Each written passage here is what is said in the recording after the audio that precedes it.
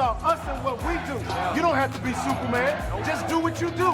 Do what you do and we'll be fine. We all we got and we all we need. Game time, baby. Let's get it. Rodgers rolls to the right. He's in trouble. Just tries to get rid of it, and it is caught. Back right corner of the end zone. Touchdown, Packers. You kidding me? Big time players make big time plays and big time games. Distance in, Rams, quick toss, a fumble. Henderson fumbled the ball on the first snap, and the 49ers have got the ball. McCaffrey needs a play off. Reggie Bonifant is in, intercepted by Nick Bosa. Bosa! I'm so happy he's on my team. And wait for this one, the best game of the week in my book, the Sunday night game in Santa Clara. 8-2 Packers currently in the 2-seed spot in the NFC versus the 9-1 Niners, currently in the top spot. So they've had to work for the last few weeks to stay there. Kyler Murray causing all sorts of problems for them last week. JJ, what do you think Green Bay will do with the things that they saw put on tape? Well, the last 2 weeks, what we've seen is mobile quarterbacks, and we've seen the Niners struggle with the mobile quarterbacks, getting outside the pocket, whether they're making plays with their legs or they're making plays with their arm.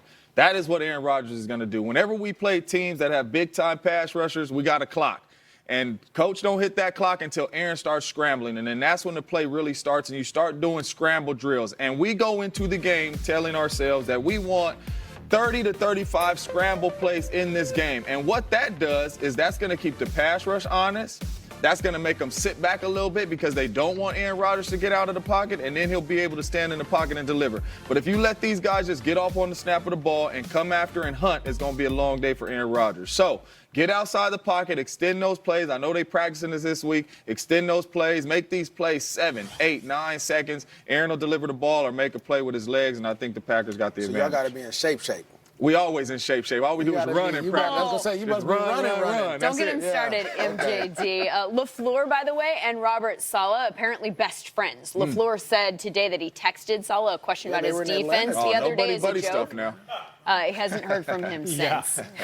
Of course, Saleh might just be busy tracking all of his team's injuries. Guys, look at all of these players that did not practice today for San Francisco. George Kittle, Matt Breida, Emmanuel Sanders, Deebo Samuel, Joe Staley, Dee Ford, Robbie Gould. That is 5 offensive starters that Jimmy Garoppolo might have to take the field without. That said, they were missing all of those guys for bits of last week's game, too, and they still scored 36 points. Does Green Bay have the guys to slow them down? I think they do defensively.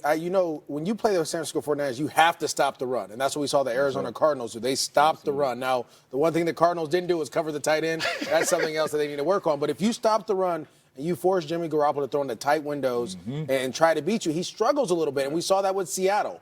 When they played the Seattle Seahawks, they got late in the game. There's a pick that was dropped. They could have probably sealed it earlier than it was, right? And Jimmy, he gets a little flustered.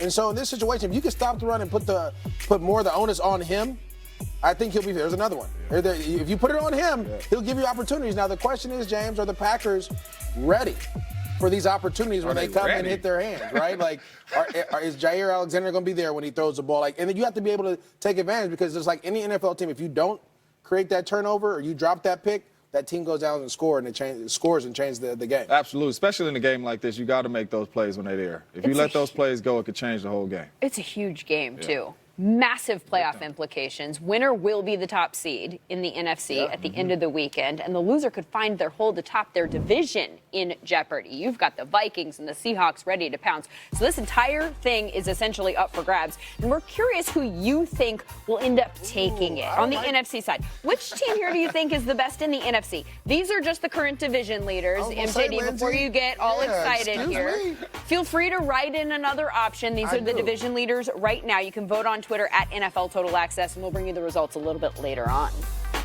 All right, you got the NFC there. How about the AFC playoff picture, Lindsay? It's crazy as well. Pats, Ravens, Chiefs, Colts are the division leaders. But how about this?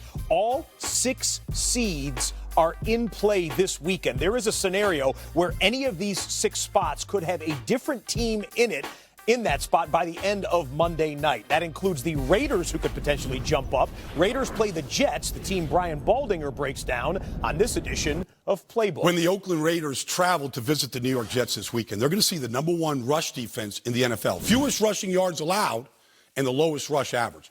And let me show you a couple things that the Jets have been doing to achieve that. Now, let's take a look here in the spotlight. Steve McClendon, James Burgess right here, and Henry Anderson. All right, now, on this play, it's going to be an inside zone to Adrian Peterson last week against the Redskins.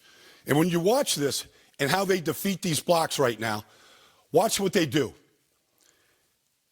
You're going to get right here, you're going to get Steve McClendon right here, like he's defeated this block. Burgess is here, and Henry Anderson comes here. And what they've done is they've squeezed and compressed the field. That's what they want to do in the run game. Now, one thing that the Raiders are going to have to get ready for is this. On this, they have their two inside linebackers here, and they have a third inside linebacker, Neville Hewitt, and he's completely protected. Now, on this play here, out of the pistol formation, Adrian Peterson, again, they're going to defeat the blocks. They've angled block right here, and you can see right now that Anderson is in great shape. Here comes Quinnen Williams, and here's Burgess. They've got four guys that are now free. And Adrian Peterson, as he takes this ball, there you go. You compress the field. And that's what they've been doing on a regular basis with a lot of guys that are unknown in the NFL. The fourth leading rusher in the league is Josh Jacobs of the Raiders. But he's going to see his best challenge so far this season when he faces the Jets. And those are just a couple plays from this week's playbook. Thank you, Baldy. Fans, don't forget to vote your favorite players onto the 2020 Pro Bowl roster. Make your picks and enter to win exclusive prizes at NFL.com/Pro Bowl vote. The 2020 Pro Bowl presented by Verizon the Sunday before the Super Bowl at 3 p.m. By the way, who's the current leader in Pro Bowl?